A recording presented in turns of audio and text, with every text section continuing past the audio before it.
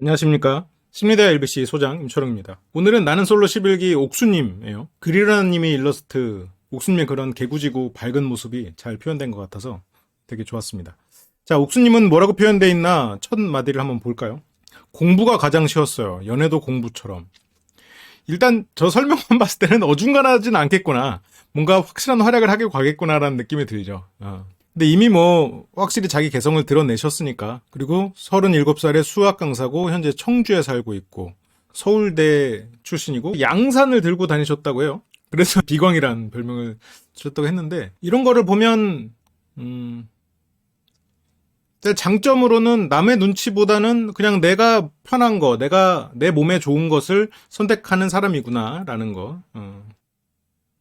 이거를 만약 단점으로 보면 조금 사회성이 떨어질 수도 있겠다. 남 눈치를 잘 못 볼 수도 있겠다라고 볼 수도 있겠죠. 그 이제 뭐 이것만 갖고 모든 걸 평가할 수는 없지만 저걸 가지고 이제 이렇게 가설들을 세워 두는 거지. 그리고 처음에 여기 도착을 하실 때, 솔로나 도착하실 때 이모랑 이모부가 데려다 주시거든요.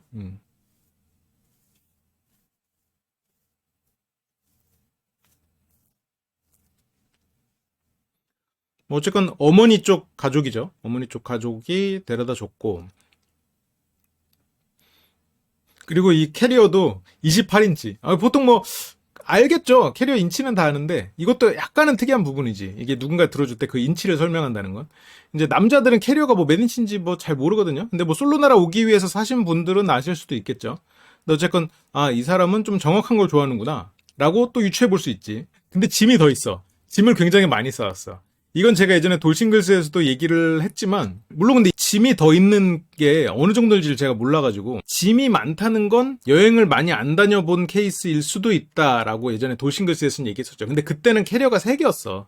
그거는 제가 확실하게 여행을 많이 안 다녀본 사람이겠구나 이렇게 추정해 볼 수가 있는데, 뭐, 저 정도 많은 걸로는 뭐 좀 그렇죠. 근데 저게 나중에 왠지가 밝혀지긴 하더라고요. 그러니까, 옥순 씨의 어머니가 뭐 이렇게 패딩 옷도 챙겨주고 저것도 챙겨가라 이것도 챙겨가라 이제 그러면서 좀 짐이 늘어난 케이스죠. 겨울이면 옷이 좀 두껍고 하니까 캐리어가 많을 수 있는데 여름이면 옷이 차지하는 비중이 좀 적어서 캐리어가 좀 적어도 되지 않나 싶긴 하거든요. 근데 뭐 모르죠. 이건 뭐 개인마다 취향의 차이가 있을 수 있으니까. 근데 여행을 많이 안 다녀본 사람 입장에서는 이것저것 다 필요할 것 같거든. 가서 산다 뭐 이런 생각을 잘 안 한단 말이에요.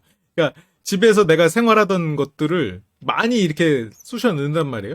그러다 보니까 이제 짐이 늘어나는 이제 그런 케이스가 있죠. 뭐 1박 2일 여행 간다고 하는데도 막 캐리어 끌고 오고 막 이런 친구들이 있단 말이에요. 들어보면 그런 친구들은 보통 이제 여행 처음 와본 경우 아니면 무언가 이런 외지에 나왔을 때 자기가 적응을 잘 못할 만한 그 사람만의 어떤 강박이 있는 경우도 있죠.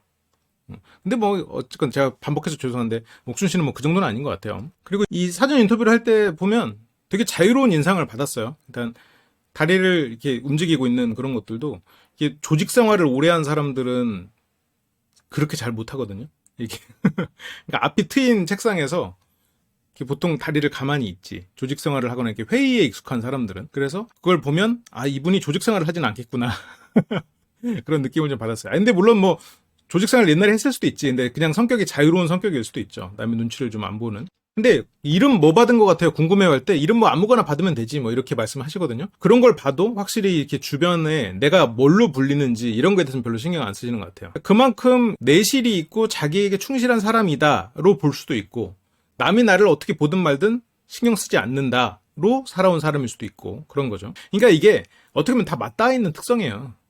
근데 이제 다만 그걸 어느 각도에서 보느냐에 따라서 색깔이 달라지는 거지. 서울대 출신이라 관련 얘기할 때도 문과에서 1등. 고등학교 때 애들하고 거의 얘기를 안 했는데 얘기를 할 시간도 없었고 정해진 공부 시간이 하루에 11시간. 거의 뭐 제 수면 시간이랑 비슷한 것 같아요. 농담입니다. 지금 말할 시간도 없이 그렇게 충실했던 고등학교 때 시절을 보낸 거죠. 그때는 아무 기억이 없다고 해요. 근데 이건 뒤에서 좀 더 말을 하겠지만 중고등학교 때나 어린 시절에 이런 이야기를 물어볼 때 아무 기억이 없다라고 말을 하는 사람들은 대체적으로 회피형 애착을 가졌을 경향이 있어요.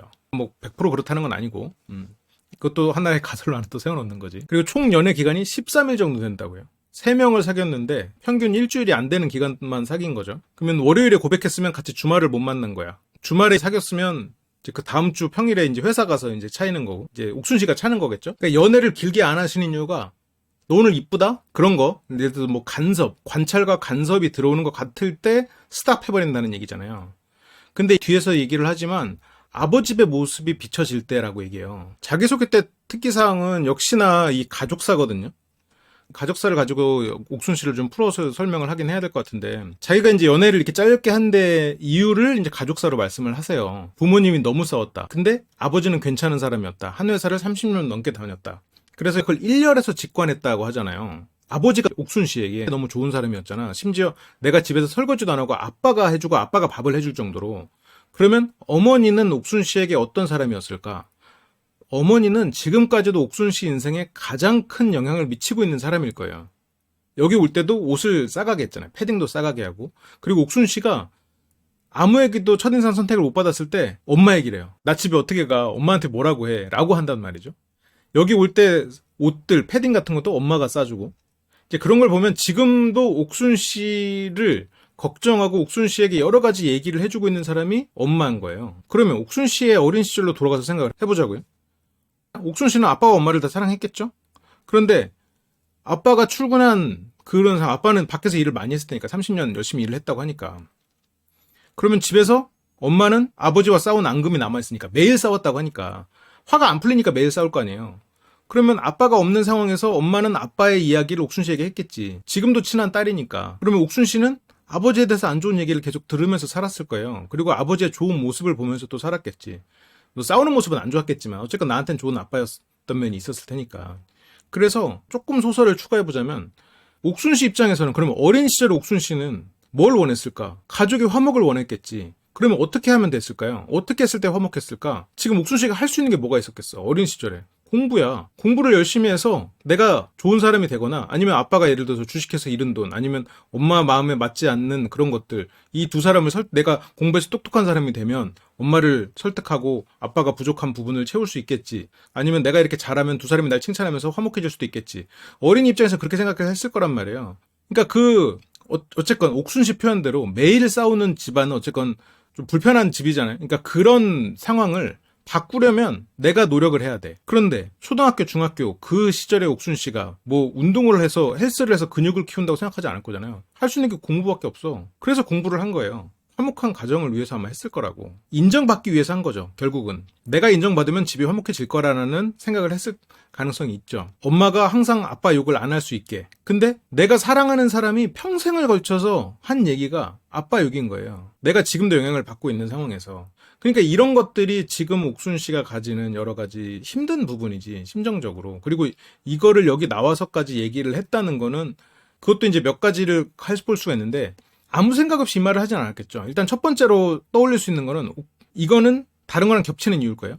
옥순 씨가 외로웠을 거야. 다른 데서 얘기하고 이렇게 대등한 사람들과 얘기할 기회가 많지가 않았을 거야. 특히나 최근에. 왜냐면 지금 청주 내려가서 수학 강사를 하고 있잖아요. 청주 교육의 도시죠.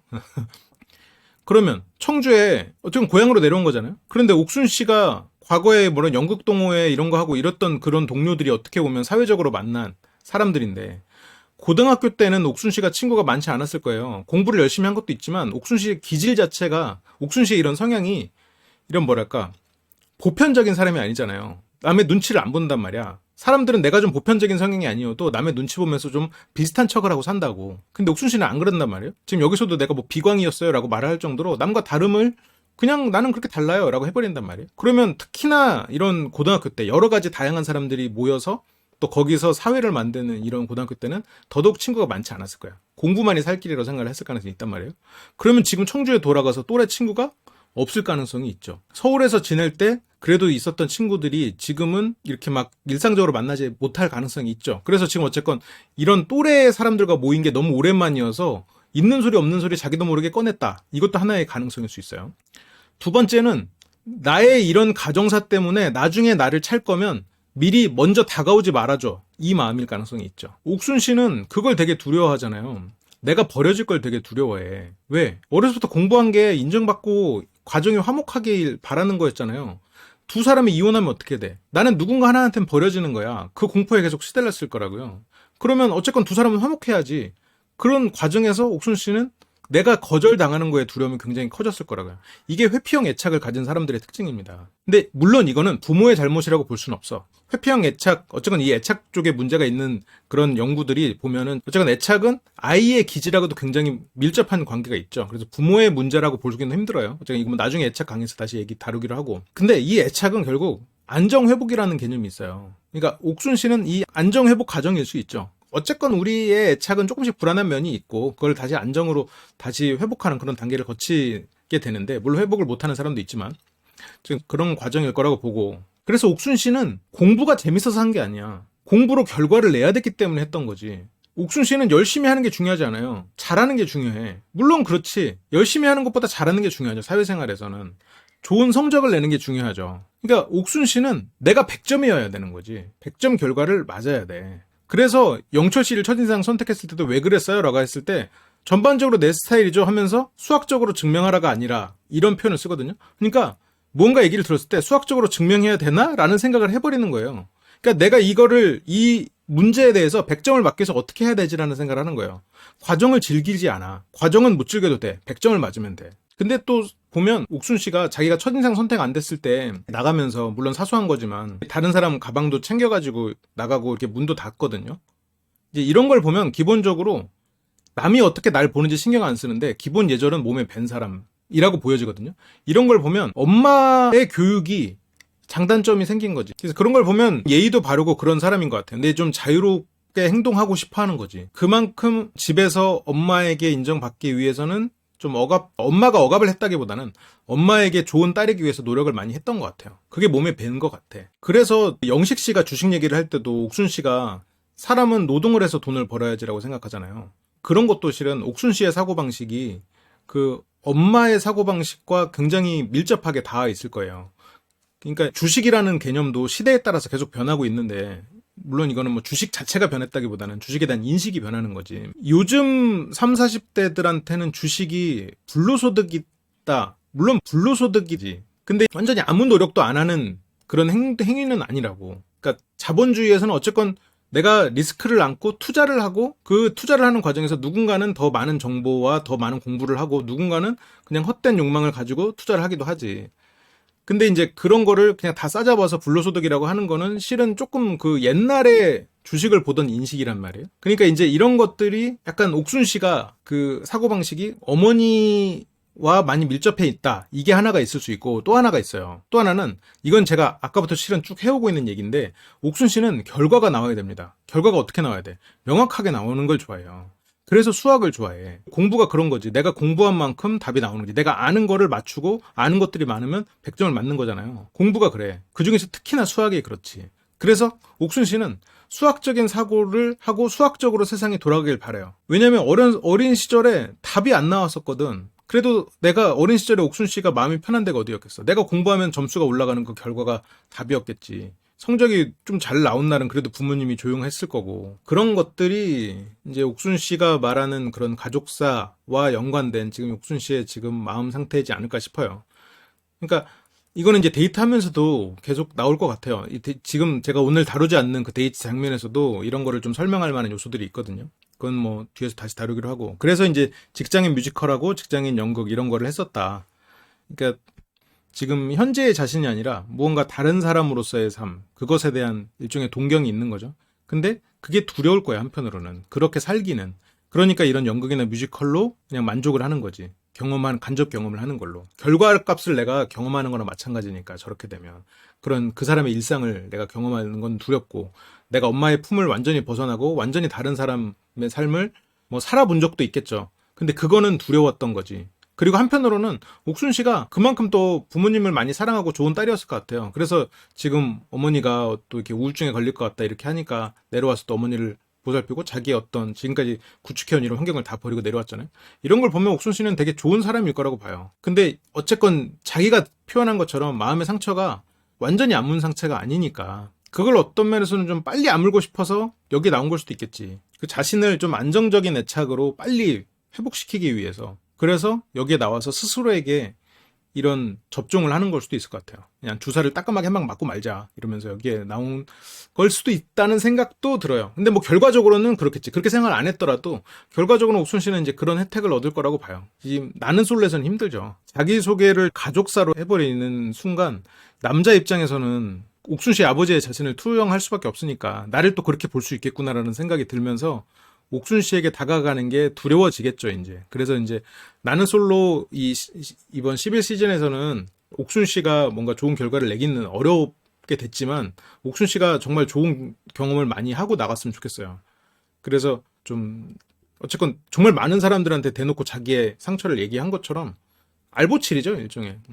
알보칠을 발랐다고 생각하고 브레이크 댄스 한번 추면 낫는 거지 뭐. 루나틱 굿닥터를 불렀었죠. 루나틱이 아직도 하는군요. 그래서 이제 주식이나 불로소득 같은 걸 싫어하고. 그러니까 내가 답을 찾을 수 없는 것들, 이제 저런 것들을 좀 경계하시는 것 같아요. 아, 그리고 회피형 애착의 특징, 제가 예전에 10기 영식씨 때도 잠깐 얘기했는데, 이거는 제가 환승연애 때도 얘기를 했었고, 자기가 생각하는 이상적인 자아상을 만들어서 그걸 표현하려고 하거든요. 거기서 벗어나지 않으려고. 그런 게 어떻게 보면 저런 뮤지컬이나 연극을 좋아하게 된 걸 수도 있어요. 즉은 지덕체를 갖춘 그런 분을 찾고 있으니까 잘 되시면 좋겠어요.